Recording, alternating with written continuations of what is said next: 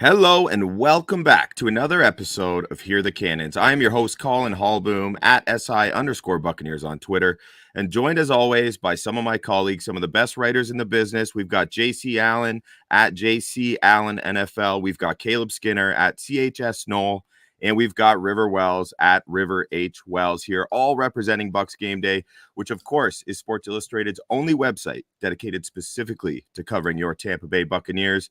We have a jam-packed episode tonight because, as everyone already knows, the NFL schedule is officially being released right now as we go live. So we're looking forward to breaking that down as that comes out. We have got to catch up on the big-time Antoine Winfield Jr. news, which is huge for the Buccaneers.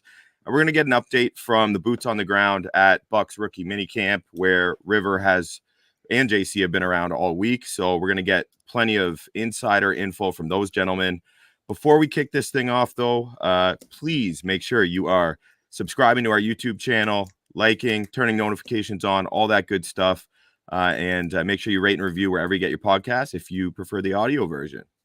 Without further ado, gentlemen, before we get into this schedule release as it starts to come out, Antoine Winfield Jr.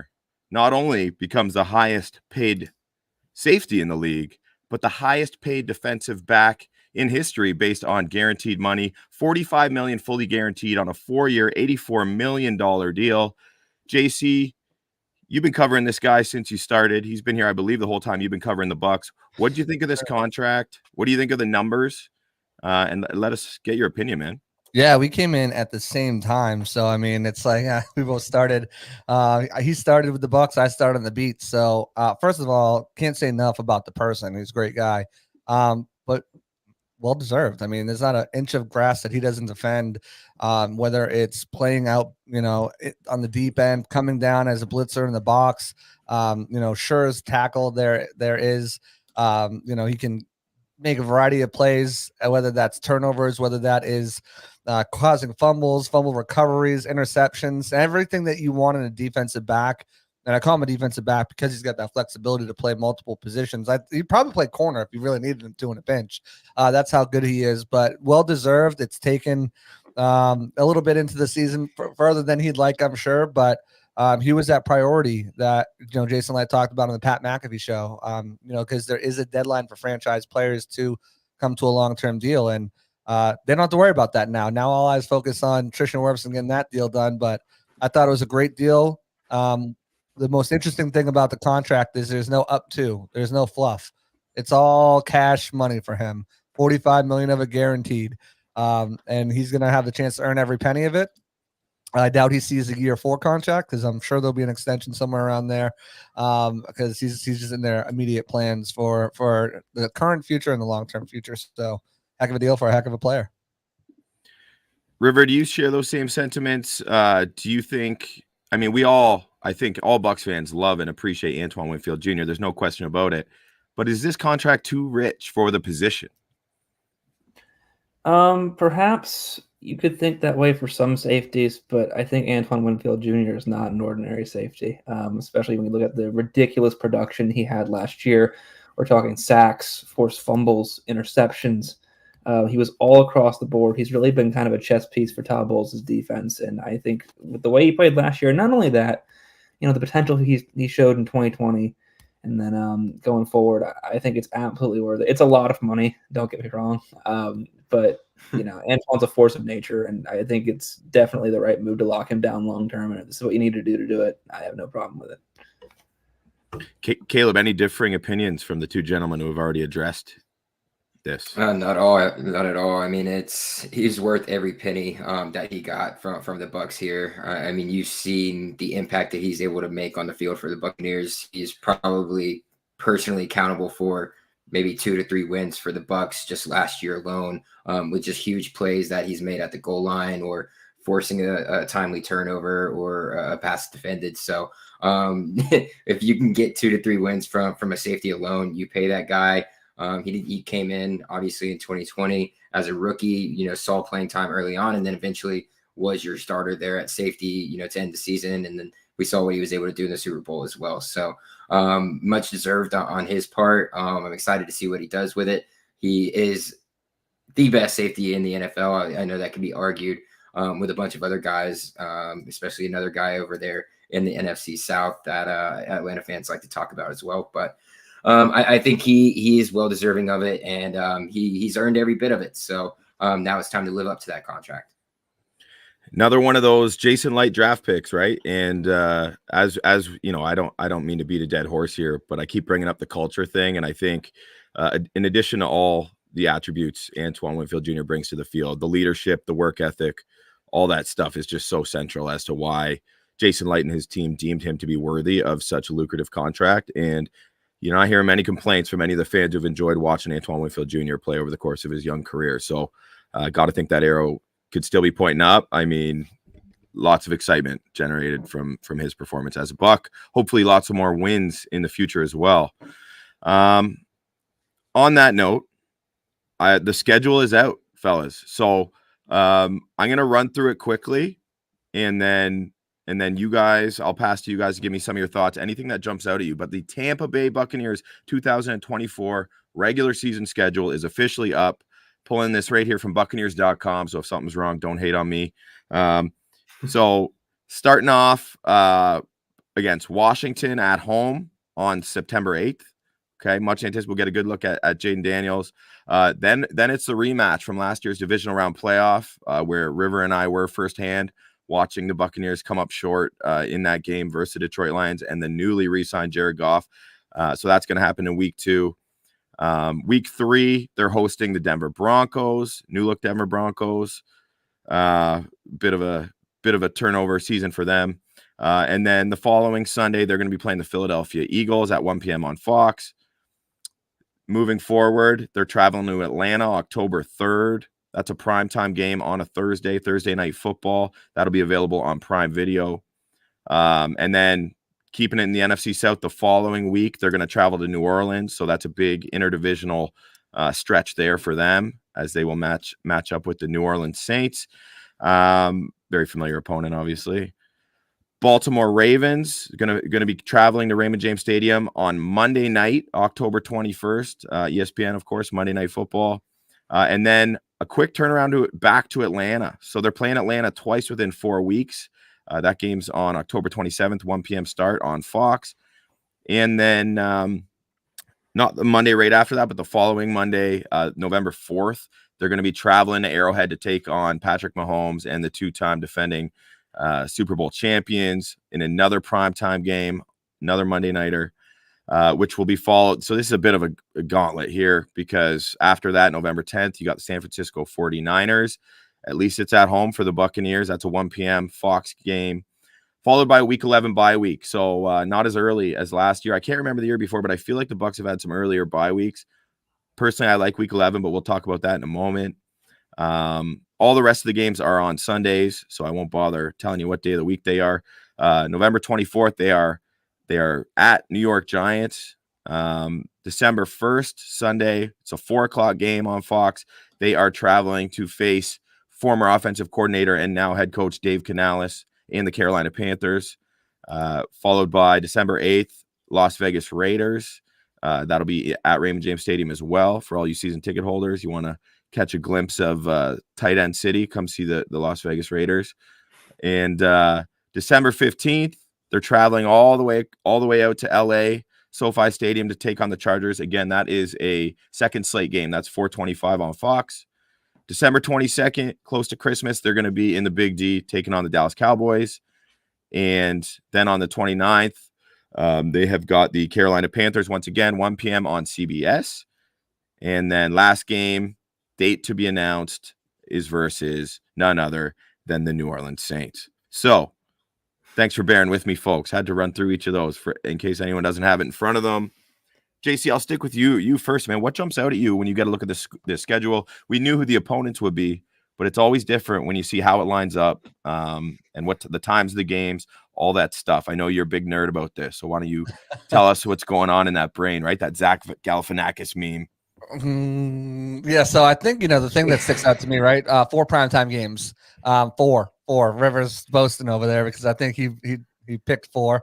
Did I have 4? Did I have 3? I think I had. You had 3, didn't you? I don't remember. I might have had anyways, 3 too, though. So yeah, we'll go back and review the tape. We'll go back and look. I know we both got our opener wrong, so it's fine. But the 2 things stick out to me right away. 3 things actually. First, they finally have a home opener, right? They haven't had one since the Super Bowl season. Sorry, I got my phone up. I'm looking at the schedule so I can give you guys the best commentary I can. So they have a home opener, and they have actually 3 of the first 4 at Tampa. So everyone make sure you have your white jerseys on like the Bucs are going to have on, because it's going to be a hot first month for the Bucs there. The next thing that jumps out to me is they have 3 primetime games in 5 weeks, starting with a Thursday night game against the Falcons, the Monday night game against the Ravens, and then 2 weeks later, the Monday night game against the Chiefs. So those things jump out to me as well. The bye week, late bye week after getting screwed last year with a week 5 bye week. And then, you kind of look at the stretch that they have in certain areas, and you're like, that week 7, even if you want to go week 6 with the Saints, because they always play them tough, and it's in New Orleans up to that bye week. They've got some really strong opponents there. Those are the kind of things that stand out to me right away. But I look at the schedule, and I still see, a path to 10 wins. So we'll see how things shake out, obviously, but those are my initial reactions to it. Caleb, what jumped out for you, man, when you look at the schedule? What comes to mind? I mean, obviously the gauntlet right there before your bye week is something that immediately draws, your attention when you've got to play Baltimore, Kansas City, and the 49ers in three out of 4 weeks. So that's going to be tough. Looking at 1 win there, possibly with Atlanta thrown in. But if you come out of that, 2-2, I think that looks really good for your chances of, getting to 10 wins, like JC had just mentioned. I think it's awesome that, we're going to get Jaden Daniels, the number 2 overall pick, in Tampa Bay for his NFL debut with the Commanders. So that'll be very exciting as well to see, kind of what he's able to bring against a team that, made it to the divisional round of the playoffs last year, the Bucs. And other than that, I mean, you look at it and it doesn't seem like a too terribly tough schedule other than, that 4-week span that you're looking at right before the bye week. It's nice to get the bye week kind of in the middle of the season there. So I agree with JC. Starting off, in the season with a bunch of home games, I think that's going to bode well for the Bucs. Kind of get your feet underneath you. It helps being at home. And then you're going to get more of those away games later in the year. So hopefully by that point, you're kind of all collectively come together as a group, understand the scheme way more so than you would early on the season, especially with, the new offense. We could call it new, but it's going to be very similar to what we saw last year, a lot more shifts and stuff as well, which we'll talk about later. But I think it's lining up very well for this Tampa Bay Buccaneers team to be able to, make it to the playoffs again. And that's going to be exciting. It should excite, all Tampa Bay Buccaneers fans. That's for sure. How about you, River? You see anything different than these guys? Well, talk about the bye week again. Week 10 is a nice bye week. I believe it was week 5 last year, wasn't it? Which is less good. Look at that stretch before week 10, brutal stretch, as Caleb mentioned. But after that, I mean, you've got the Cowboys, which will be tough, and then the Chargers might be a wild card with Jim Harbaugh's first year. But other than that, if you're well rested and you're looking to get into a playoff push, that's not a bad slate to have going forward from that week 10 bye. So I think the Bucs are going to be happy about that, getting to rest later in the year. They don't have too much, ridiculous competition or a brutal gauntlet after that. You got the Panthers twice, which shouldn't be too difficult, and then the Giants, stuff like that. So overall, it's tough getting those early games out of the way. But if they manage to perform in those early games, it might be a nice boon to have going forward towards the back end of the season with that bye week. So I like that. Yeah, coming off that bye is real interesting. That 4-game stretch where you got the Giants, the Panthers, the Raiders, and the Chargers. I mean, those are 4 very winnable games. And I mean, then after that, they've only got 3 games left, 2 of which are versus New Orleans and Atlanta. I mean, the Buccaneers are going to have to do what they did last year and finish the season strong, right? You just hope they haven't dug themselves in a hole. I think that's the big thing. If they can really hold the fort down, like stay around 500, then they're really gonna at least come near that 10 win mark that you're suggesting. I also like a lot of the quarterbacks that we're going to get to see the Buccaneers defense face off against, whether they're young, whether they're established, certainly varying opinions on them, Lamar Jackson, Pat Mahomes, Justin Herbert, Brock Purdy, Jared Goff, Jaden Daniels already mentioned, Jalen Hurts, and then obviously Kirk Cousins twice. I mean, those are the quarterbacks I'm looking forward to seeing Todd Bowles match up against. Caleb's laughing over there. I'd like to know why. Well, I mean, it's just we're talking about Kirk Cousins. Like, are we going to see the Kirk Cousins that we saw, with the Vikings? Are we going to see the Kirk Cousins that we saw with the Commanders? Not really sure how it's going to play out. Obviously, a lot of the talk leading up to this moment has been the Atlanta Falcons as the favorites to win the NFC South. So you get them twice a year. You get them once in Atlanta, once in Tampa. So that's going to be big. Those NFC South games, I think they're easily winnable. Like, I don't see it being a big factor just because Atlanta has Kirk Cousins that all of a sudden they're going to be a much more improved team than they were, last year when they almost beat the Bucs to get into the playoffs. And so to me, there's so much hype surrounding that, like, oh, Kirk Cousins is going to change the team, but he's coming off an Achilles injury, and who knows what you're going to really get out of that. So it'll be interesting to me, but I think it bodes well. Like, the NFC South, again, not scary. I think you can win all these games. Getting Atlanta and New Orleans early on in the year, especially both games against Atlanta early on in the year, that should really scream out at that point, like, hey, this is what we got to do. You're going to really know what you need to hit after those 3 games early on in the season. And then you obviously have Carolina twice on the back half and then New Orleans to end the season. So you're going to have an opportunity where you're going to know heading into the back half of the season, like, if we go undefeated in the NFC South here at this point, we can go out and win it as long as, you get 2 out of the 3 wins there early on. So I think the NFC South is completely for the Bucs taking at this point, and I don't really see that changing based off of our schedule.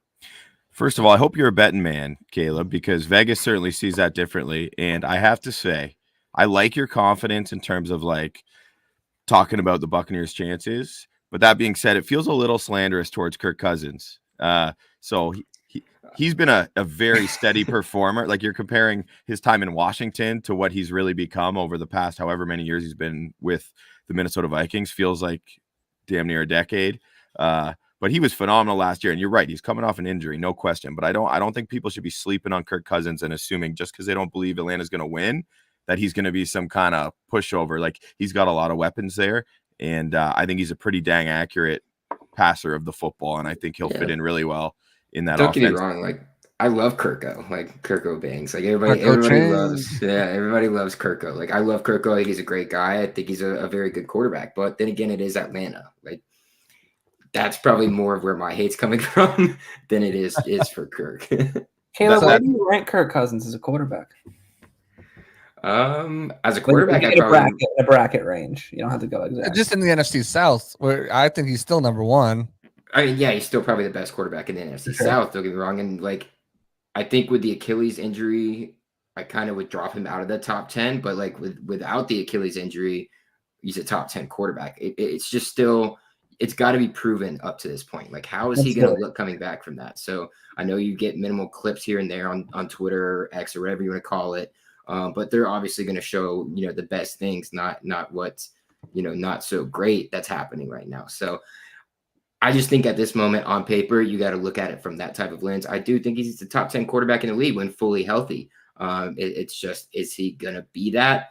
And then the whole Atlanta thing, people go to Atlanta to die. Like, that's just how I envision it. And I'll probably catch some flack for it, but whatever. Dude, that loop's going to be clipped and playing in the Atlanta Falcons dressing room all season. What are you talking about? Like, that's slander to the A, man. I will say, looking at this from a media perspective, I am really happy that the Bucs only have 1 home primetime game and only 1 home 4:00 game, and the rest of them are all 1:00 games. Trying to get in and out of Raymond James later in the day or at night and just be exhausted the next day is no fun for anyone. So from a media standpoint, I know fans are probably bummed out there's not more 4:00 games and there's not more home primetime games with 3 of them on the road. But from a media standpoint, thank goodness. I can deal with that first home game. That's fine. I can deal with the Ravens game. That's fine. The rest of it, I am so happy that we don't have to be there multiple times this year at night. So that's just my 2 cents on the media part of it. I thought you were at first going to say because the Buccaneers have like struggled in recent years in prime time. So like specific, but like I don't care if they struggle or not. No, I don't want to be there. You're being selfish. 1 o'clock in the morning.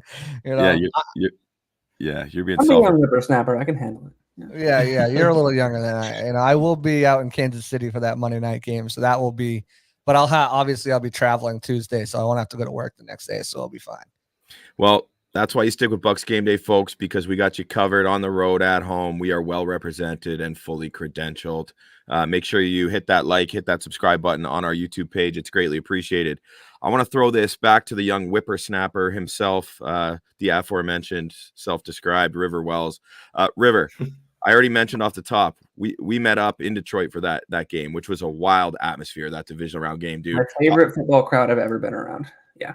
Like talking about, if we're going to just on JC's point about from a media lens, dude, how hard was it to focus and write in that building? Because it's not like Ray J where the press box is behind glass, you feel more separate, more of a peaceful environment. It was just completely raucous. I had serious issues focusing. It was crazy. It was, like I said, it was my favorite football environment I've ever been in.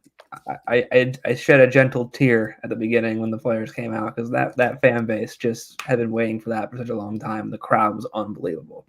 But yeah, the decibel levels were skyrocketing, and it was like even on like special teams plays, like it was crazy. Just they never stopped cheering.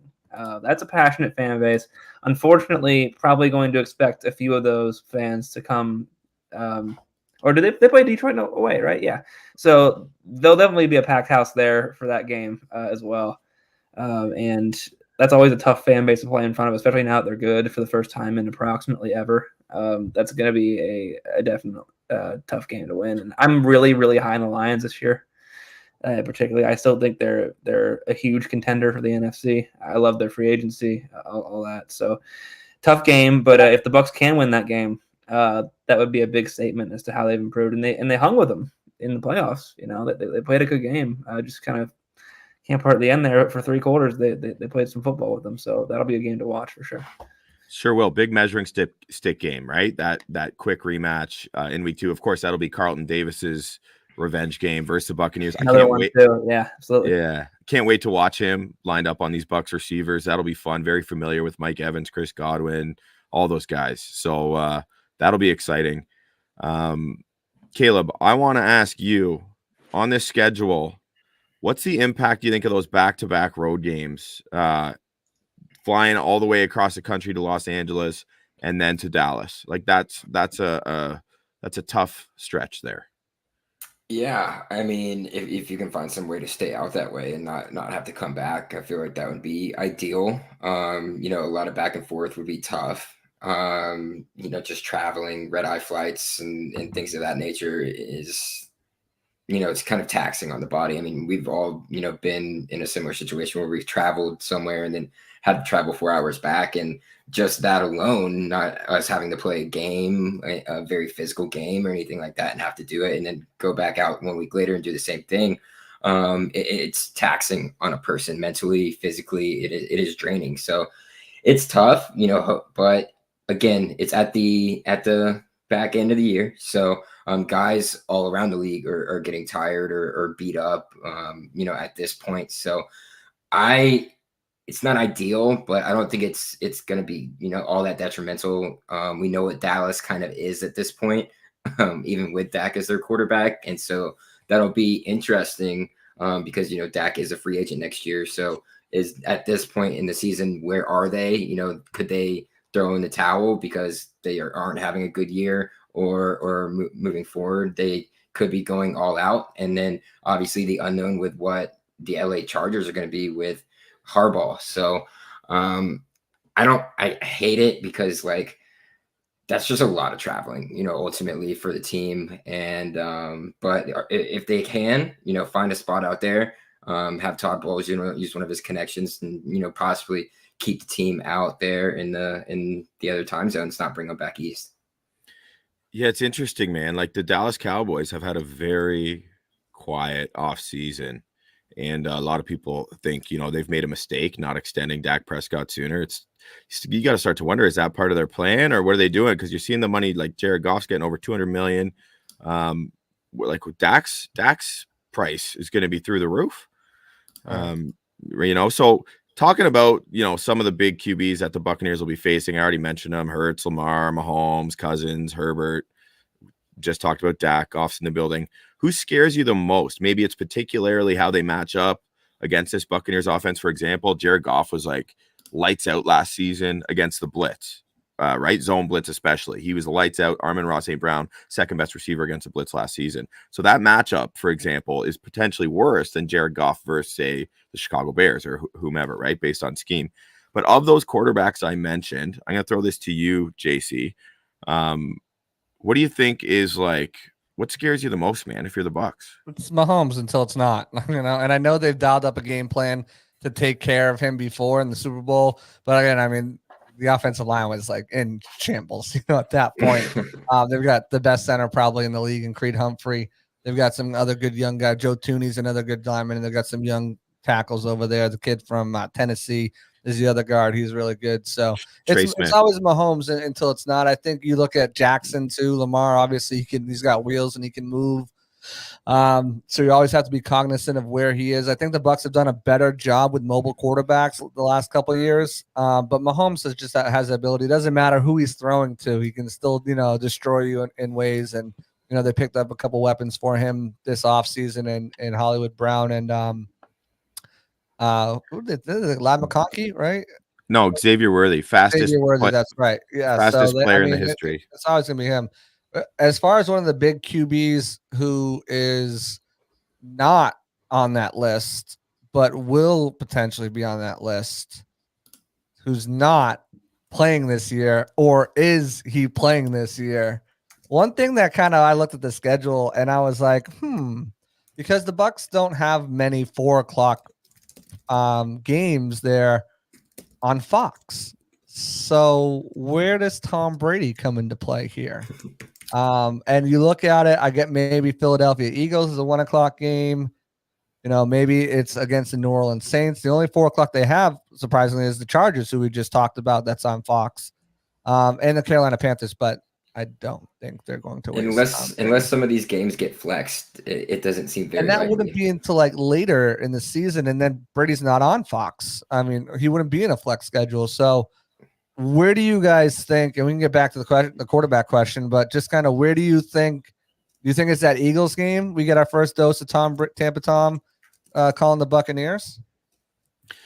That Eagles game, that Chargers game, you mentioned 4:25 game on Fox. Those definitely jump out to me for sure as potential options. I mean, Fox, they'd much sooner be trying to get Brady doing a Pats game, right? Or even like a Giants game. They got the Detroit game too, week 2. Is that somewhere where you slide Brady in? We know he's going to be calling the first game is what? Browns Cowboys. Jeez, terrible. Yeah. So I mean, is it Detroit? Is it Philly? Is it the Saints? Is it San Francisco? That could be another one. But those are 1:00 games too. So it's like usually the marquee matchup is at 4, and that's where you put your number one team because all eyes are on it.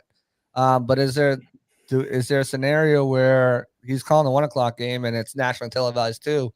Which one do you guys think that it's going to be? If you had a, gun to your head, which one's it going to be? I'm going to say it's the Chargers all the way. We're going to have to wait all the way till mid-December. That's my opinion, just based on the fact that it's that second slate of games on Fox. I agree with you, Colin, because usually it does end up being like America's Game of the Week or whatever they call it nowadays. That ends up being that marquee matchup that everybody's supposed to tune in for. And so I guess they're kind of pegging it to be that early December game against the Chargers because it's the only one that makes sense. Unless they're not gonna do it at Carolina. That's just not gonna be a thing. So yeah, I think the Chargers makes the most sense unless one of those games gets gets moved, which I don't really see that happening with any of the teams that are late in the season as 1 o'clock games at this point. And that would be when we get our first view of Lab McConkey because he's a Charger. River, what do you think? What's your answer to JC's question here? Give me Philly. I'll take Philly. Yeah, you think?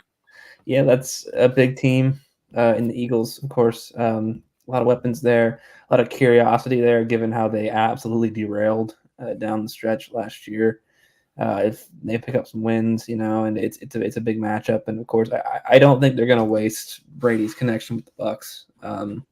All I'm saying is that when he wished Gronk happy birthday on Instagram, it was them in a Bucs uniform. So that's all I'm going to say about that. But I think it's going to be a little bit early on. Whether it's 1 or 2 or whatever, I think we'll see it a little earlier than that. I'm going to go even before you. I think it's week 2. I think it's the Detroit game. It's a rematch of the NFC divisional round. But I don't think that's it. I think they get him multiple times. I think we're looking at Detroit. I think we're looking at Philly. I think we're looking at San Francisco. I think those are the matchups that you, depending on the Bucs schedule, and obviously I haven't seen the rest of the schedule yet. Like there might be more enticing options, especially because ABC and CBS, there's no like we just have NFC, you just have AFC. They kind of swap a little bit, but I wouldn't be surprised to see teams like Detroit, Philly, San Francisco, and then maybe the Chargers down the line all have Tom Brady calling them. There's going to be a lot of intrigue, and it's also okay. What's a Patriots schedule? Because they're going to want to put Tom on teams that Tom might be like, I don't want to do many teams many games that I was on, but they're going to want to put him on a bunch of those games. And, he's had success against Philly. He's had success against the Chargers, Phillip River days, this whole San Francisco thing. And, obviously Detroit's just a big matchup. So it's going to be fun to see. We are not getting that many Tom Brady games. I'm going to call that right now. Nowhere close to it. I think there could be 3. There's going to be so many intriguing matchups that Fox is going to deem more worthy of their game of the week. Because if the Bucs are getting that many games of the week, plus, what is it, 4 primetime games? Like, I didn't even expect that many primetime games, right? We were getting 5 during the Brady era, which was the most ever. So Bucs fans are just pretty much having boat parades for that fact. They get to watch their team after watching a full slate of football before. Really was the best. Don't see it happening, though. That's my prediction, but we'll have to see. We'll revisit this topic. JC, you are known for being one of the greatest multitaskers, and rumor has it you've already had a chance to check out the Buccaneers schedule release. How'd they address this on social media, man? Yeah, so it was actually really cool. It was like it wasn't funny or anything like that. So like if you're expecting to laugh, don't. But it was really like nostalgic, and it really kind of focused on the culture. Obviously, Tampa is a very like a artsy town area. There's a lot of street art. There's a lot of artists that come from this area, and they focused on that, displaying some local artists, but they did it with legends as well. So you've had guys, Hall of Famers. We're talking Jimmy Giles, Derek Brooks, Rondé Barber, Mike Evans, Chris Godwin. They just Mike Allstott made an appearance, and Gerald McCoy was there. So it was really cool. They were talking about, their experience, ripping off, when Gerald McCoy was like, when I go there, I want to rip their head off, talking about like rivalries and stuff like. It was really good. I was kind of multitasking while we were on live, listening to River talk. And I was like, let me do both of these at the same time. But it was really good so far.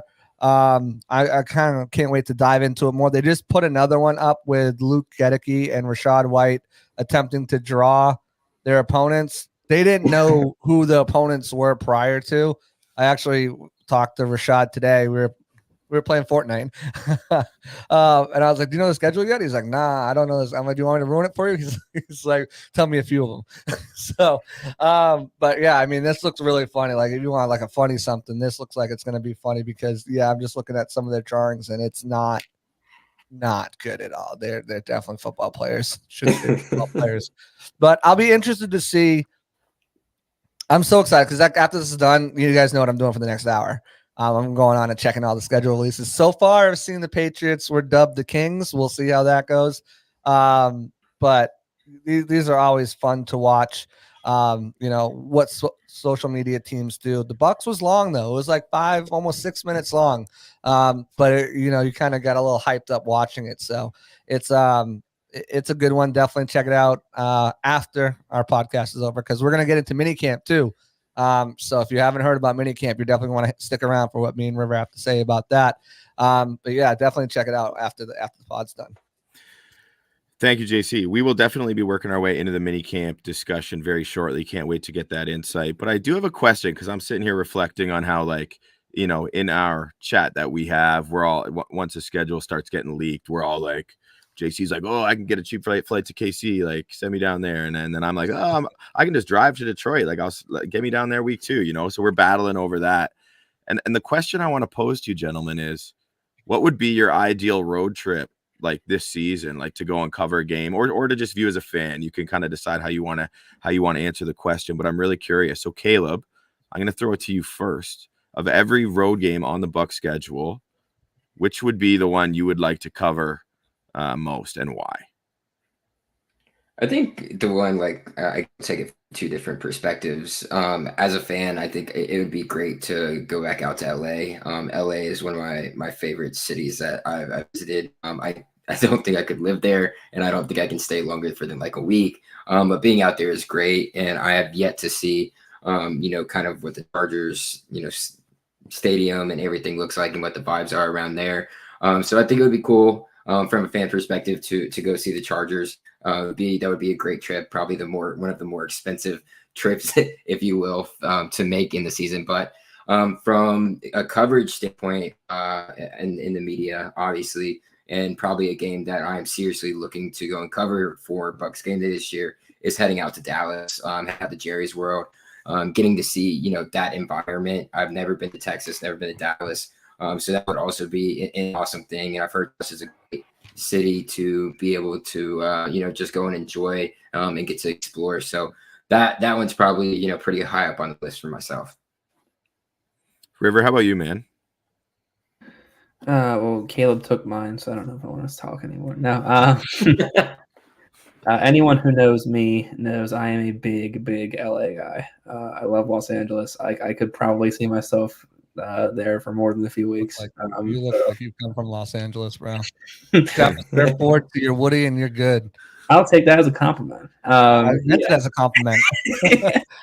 So I'd love to do that as a fan, because the Chargers, I mean, that could be an intriguing matchup for sure. As a fan, I honestly feel like Atlanta is the way to go, because that's your only other competitor as far as the social sort of understanding expectation is. You've got New Orleans who could go either way, but I'm pretty low on New Orleans this year. And then the Panthers probably won't be able to resurrect themselves that quickly. But like a hostile environment like that, and if the Bucs were to win that game on Thursday night, that's a huge one-up in the race for the division, and that happens early too. So if I were a Bucs fan, that's one I'd be targeting, because that's really like, if you win that game, going forward, you have the edge, the advantage, and you really get to see what these Atlanta Falcons truly are about. So I think that'd be a fun one. Plus, you never know. Luda might be swinging from the rafters too. So. You never know. You never know. JC, I think I know your answer just based on our conversations earlier today. Yeah, I want to go out to KC. I think I'm going to go out to KC this summer, this fall, and cover that game.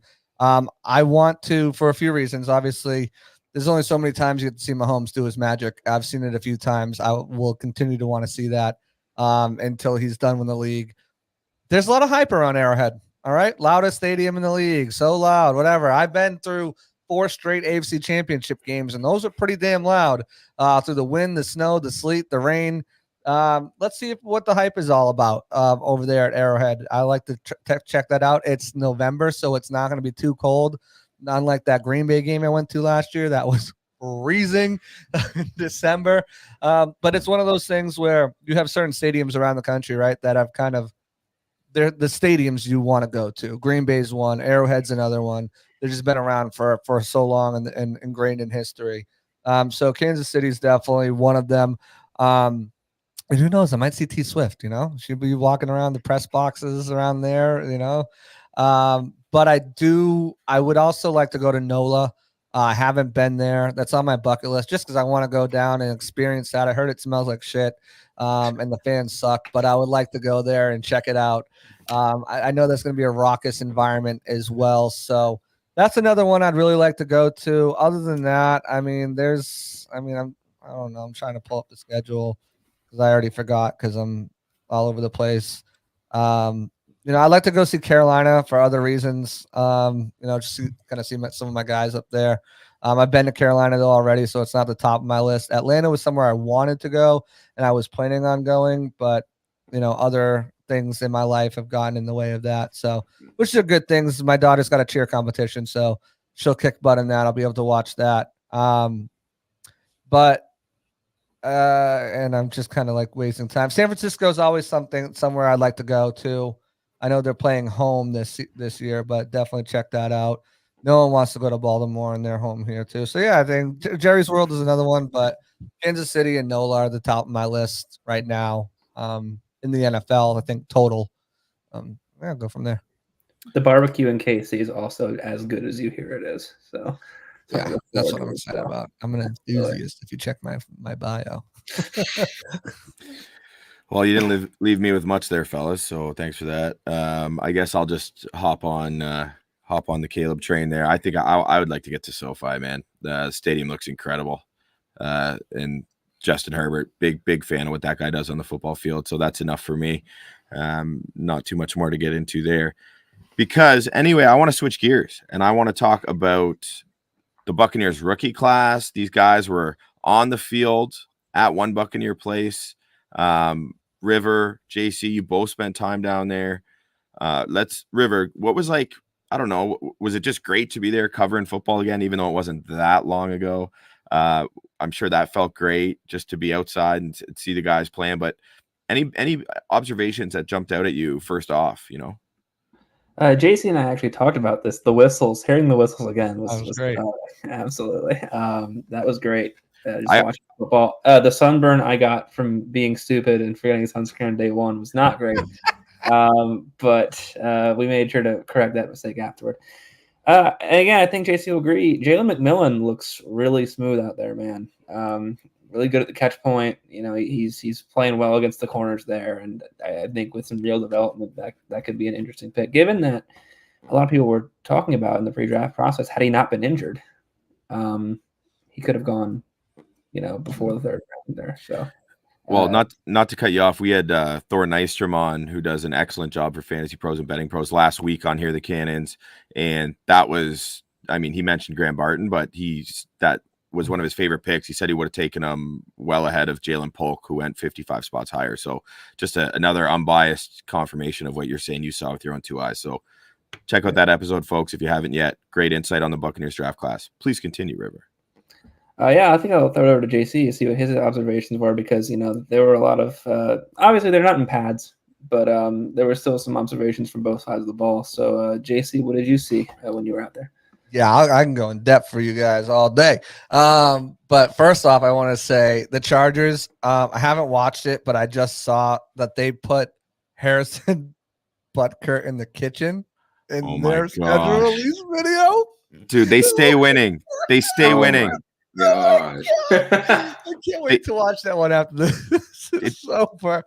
Yeah, the one get political on that one, but yeah. Yeah, but it doesn't matter. It doesn't matter what they do on the field this year, man. The Chargers media team stays winning, like their social media team, because they are just ridiculous. So sorry, Titans went back to Broadway too, so excited to look at that one, because that one I watched that one the other day and I died laughing.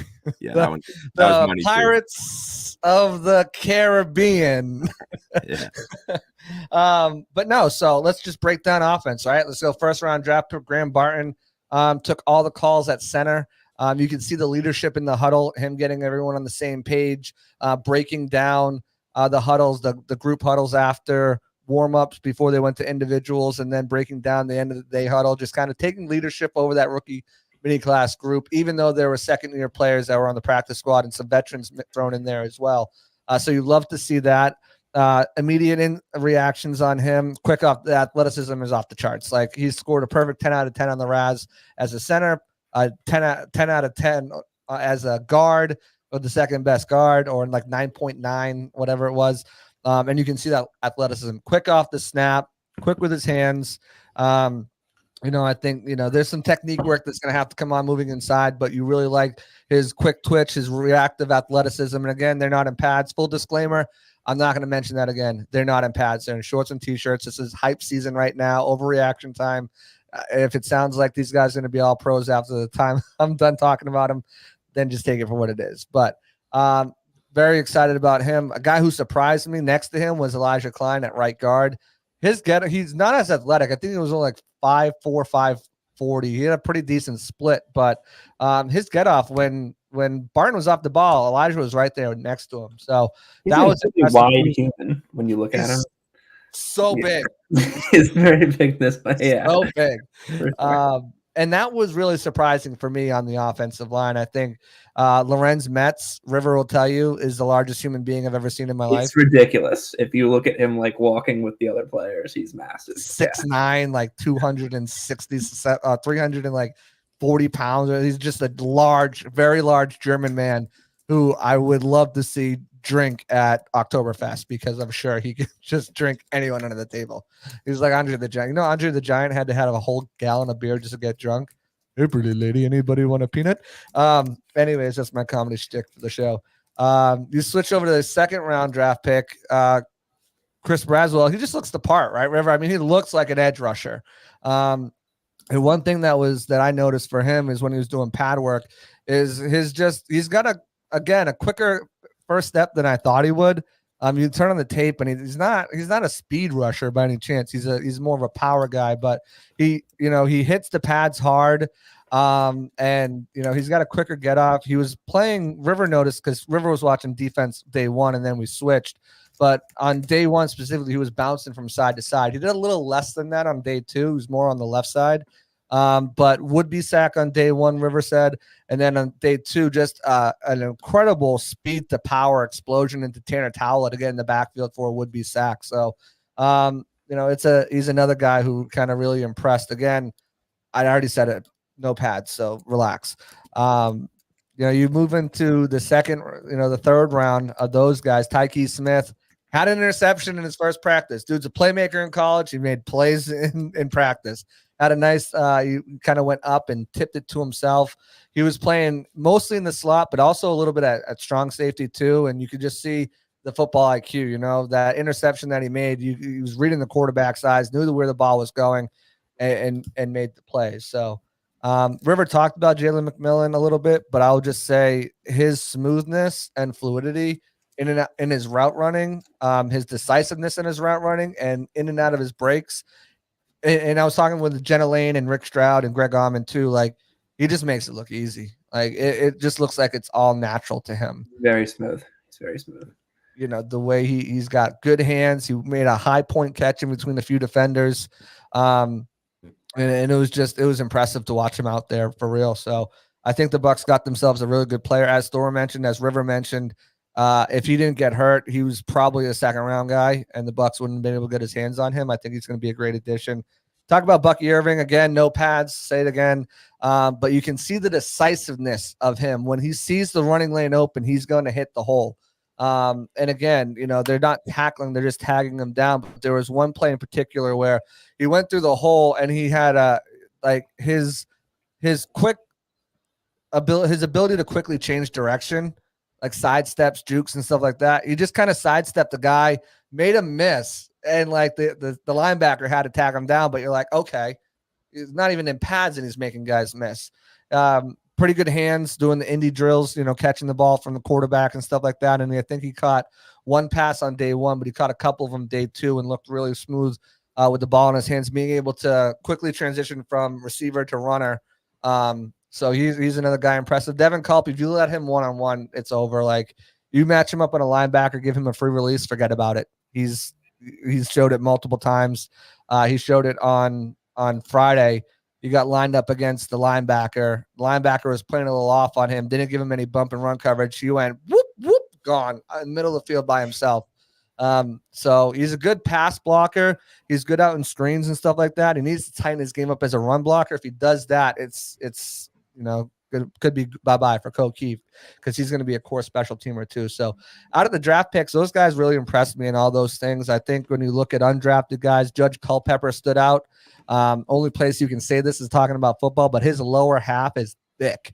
Like you want to talk about his thighs, his butt, it's all thick. And he uses that to generate a tremendous amount of power.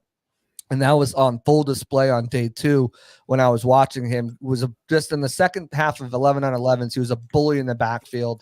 He had a would-be sack. I think River mentioned on day 1 he had a would-be sack as well, getting back there. So he was a guy that stood out for me as an undrafted guy. Tyreek Funderburk, cornerback. He made a couple good plays, had really tight coverage on Jalen McMillan down the left sideline. And then Chris McDonald, the other corner, he's going to be more of a nickel guy. He made a nice leaping pass breakup as well. I know everyone wants to talk about Kalen DeLoach. He played mostly linebacker a little bit. I mean, there was a little bit of Sam and Will, so he was kind of moving from, or Mike and Mo rather. Sorry, wrong formation. So he was playing both spots. Didn't have any splash plays, but what I noticed about him is when they're doing the pad work. So there's one drill where it's during individuals and, you hold the pad, the guy comes up, he hits the pad, and then, they kind of point the ball, which way the guy's going, which way the runner would go. And you have to read and react, get off the pad and go.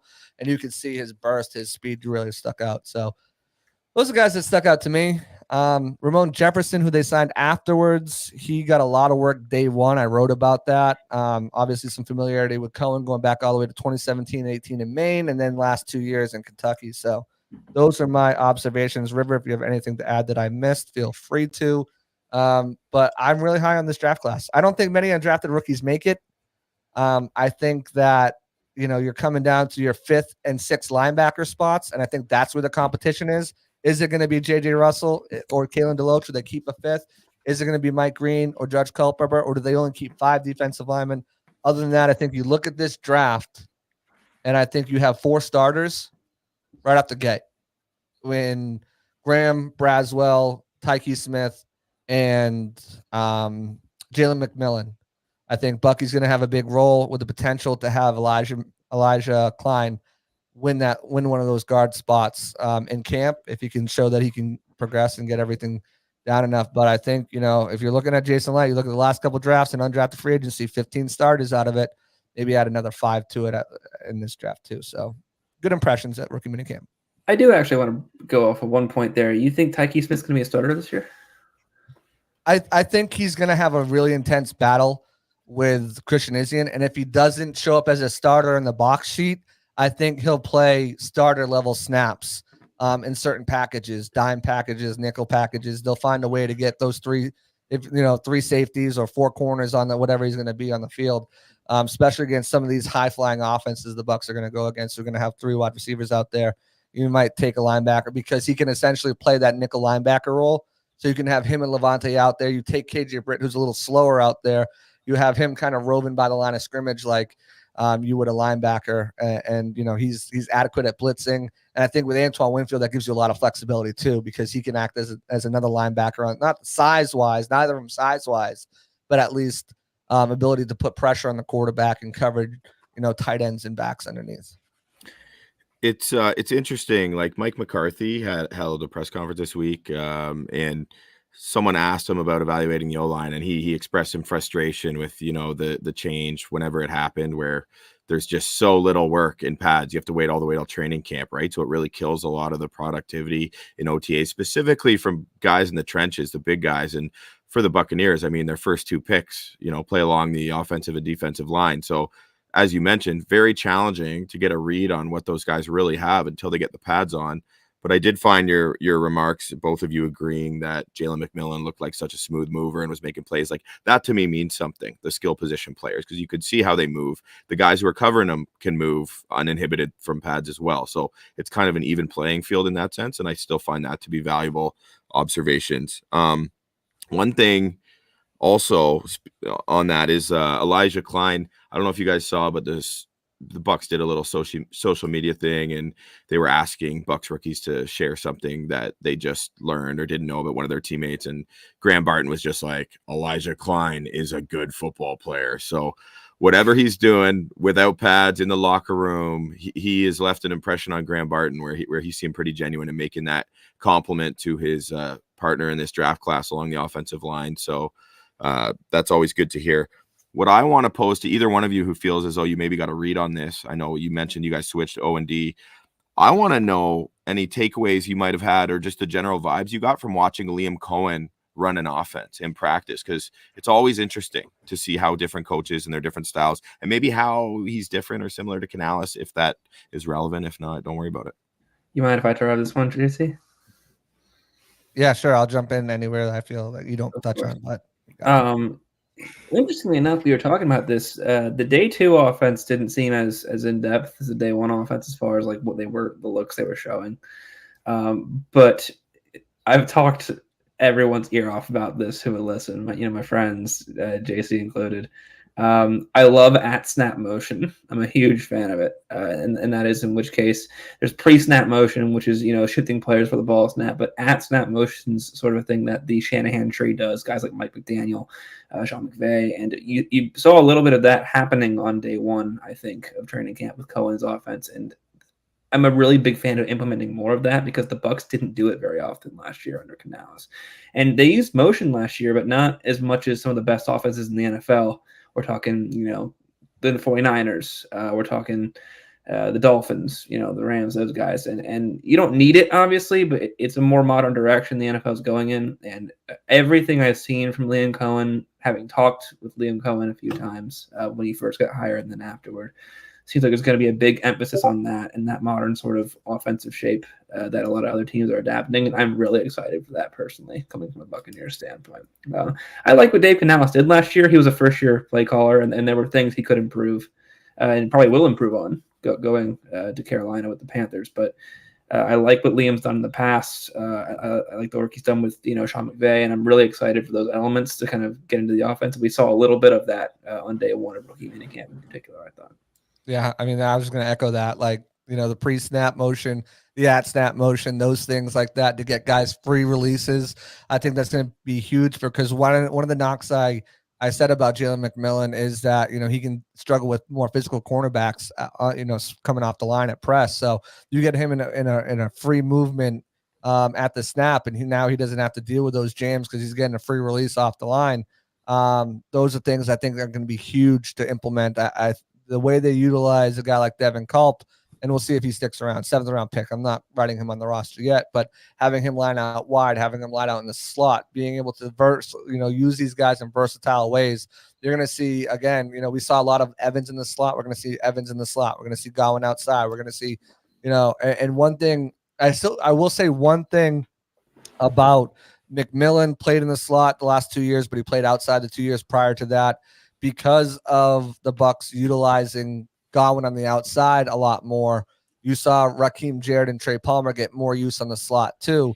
So then they did outside until later in the season when Mariah finally, woke Canales up and told him, move Godwin back inside, and then he started having games.